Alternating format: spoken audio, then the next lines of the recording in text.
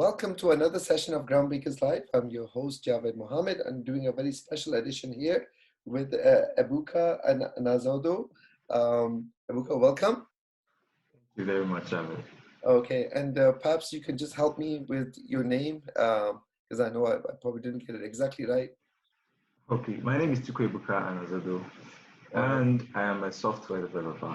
All right, and you've done something very historic. You started the first Java community in Lagos, Nigeria. It didn't feel historic doing it, but it's historic. So. Okay, well, thank you for your modesty. Well, before we start talking about that, let's talk a little bit about you. Let's talk a little bit about the country, and then we'll talk, more about the community and what you're doing with the group. So first of all, just give a little background about yourself. Okay, like I said, I'm a software developer working in the financial industry in Nigeria, and just found out the JVM community in Nigeria, as you've mentioned. So, been in the community for quite long, even before I got into software development, and when I finally did, it just makes sense to, try to join a community about Java. And since there is none, it just makes sense to start up one with my colleagues, and everything basically started from that idea. Okay. So especially people, I think on this side of the world, probably don't know that much about Nigeria. I do know it's the most populous country in Africa, and Lagos is the capital. That's about the limit of about my knowledge, and I think it's somewhere like dead center within the African continent, which obviously is huge. So tell us a little bit about the demographics and culturally about Lagos, Nigeria. All right. Like you pointed out, Nigeria is the most populous country in the continent, and that rubs off every other thing. So that means we have the most number of developers in Africa. So I stand to be corrected on that, though. Even though the surge started just quite a few years ago, I know that there are many people who have been doing it a long time. But given the growth of the community worldwide, growth of the tech community worldwide, it rubbed off on Nigeria, and Nigeria picked from there, and it's been growing quite exponentially ever since. Yeah. So do you have in terms of, you probably have more of the established companies, do you have much of a startup community there? Yes. So Nigeria has a lot of startups. We've seen people replicate some of the most popular startup ideas in the West, like Uber. We have we have one called Bolt, and there are very many young startups, 1 to 2 years in Nigeria right now.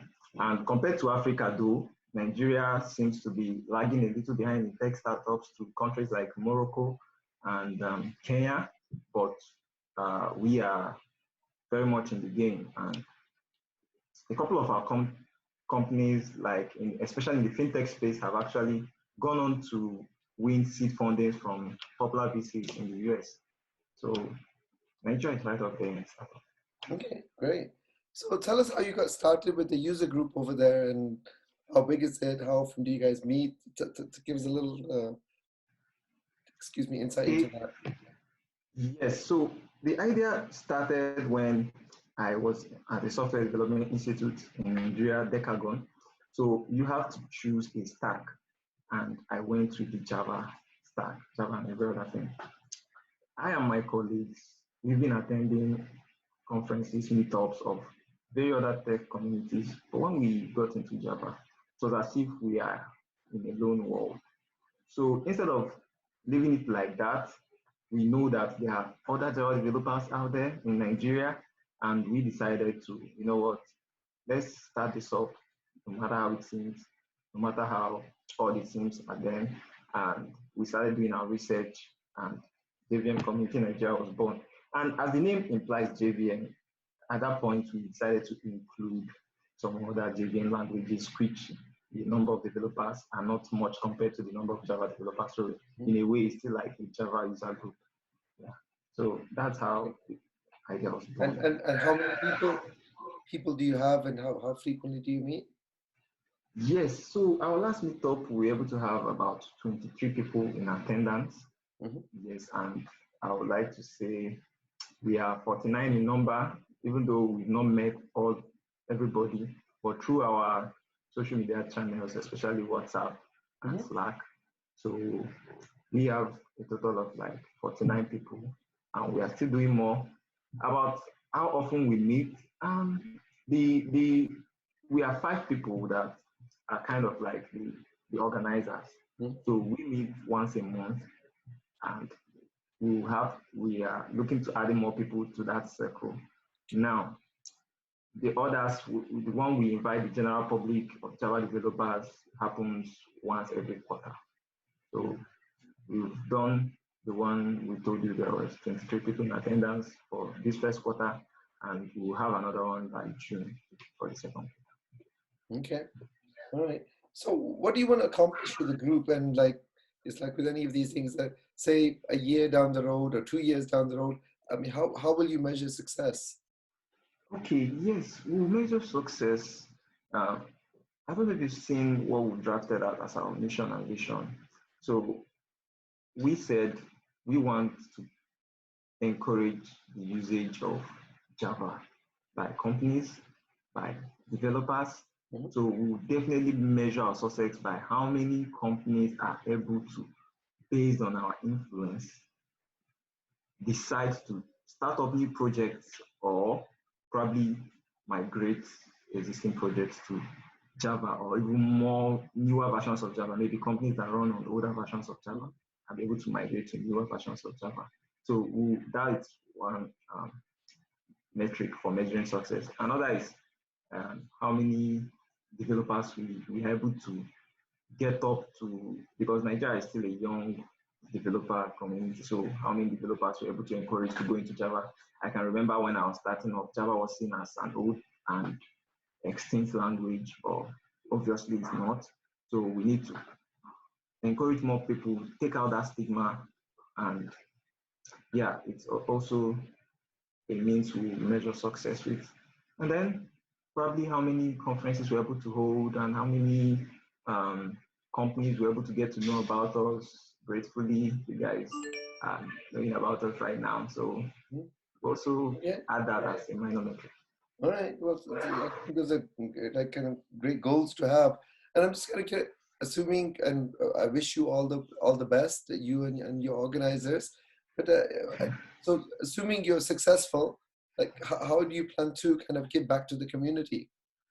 Okay, yes. So um, on the social media platform, discussions have been going on how we can do just that. We know Hmm. that's the essence of open source. Uh-huh. So we we had a vote sometime last year on 2 different applications we can be able to make for the community.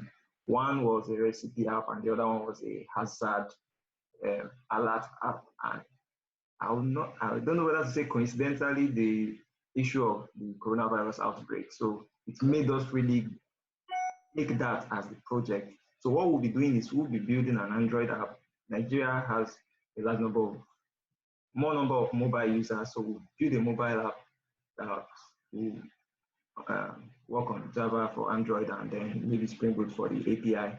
And then what we do is we give people factual updates on what's going on, if there is any hazardous event happening around them. It's going to be like community-based, faith-based, location-based. So you get alerts on when something is happening, and and it's going to be factual information so that people don't get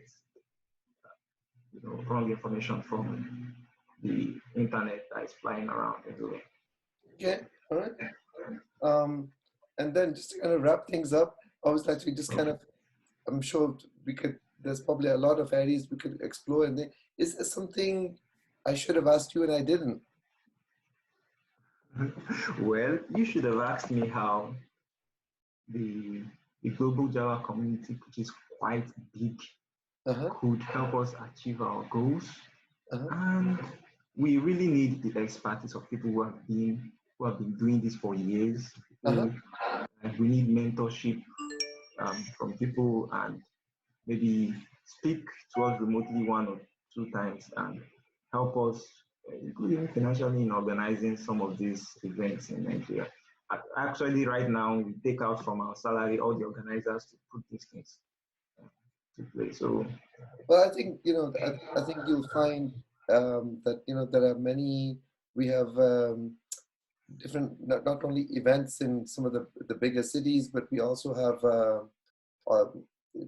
different like road trips that people do to go and hit some of the place. So I'm hoping, that with time it will come to places like Nigeria and other places where some of that cross pollination of ideas and you talked about mentorship and things like that will come across. That maybe this video is probably just the first step in that process. We really hope so. Yes. Then. Well, Ebuka, thank you so much. Go ahead. I have like one of the organizers here. He actually had to come a long distance to be part of this. So I would just like him to come say hello. And, absolutely. Bring him on. That will meet. Hello. Hello. I can call my co-organizer. His name is Victor. Victor? Easy to pronounce that, man. Yeah, my name is Victor. Nice to meet you, Victor. I love your T-shirt. It says "Just don't quit." Oh, yeah, thanks. Or just do it. Just do it. Okay. Yeah. All right. Thank you very much. All right. Is there any message you would like to share with the folks out there in terms of the Java community you're trying to build in Nigeria? Okay, I would just like to say that as much as possible that the reason for the community is to see how we can connect engineers, developers to companies and clients that would need many of these things. So we believe that there is possibility in actually achieving this. So we're just trying to create that connection between the developers, the engineers, and these companies. And we actually look out to help everyone who needs help in any way. So it's more like a community that is driven towards not just connecting them, but ensuring that the engineers and developers are also well trained. All right. Well, it's a great goal. I know, as you probably know, in the world, we've got this issue has kind of taken over with the coronavirus and everything. Hopefully that'll taper down. And once it does, I think, as travel opens up again and everything, I'm looking forward to, folks descending onto Lagos and, having some of these great conversations and mentorship and just an exchange of ideas and cultures that takes place through organizations like this. So I wish you all the best. And thank you very much. And we'll be in touch. All right, take care. Bye-bye. You too. Have a good day.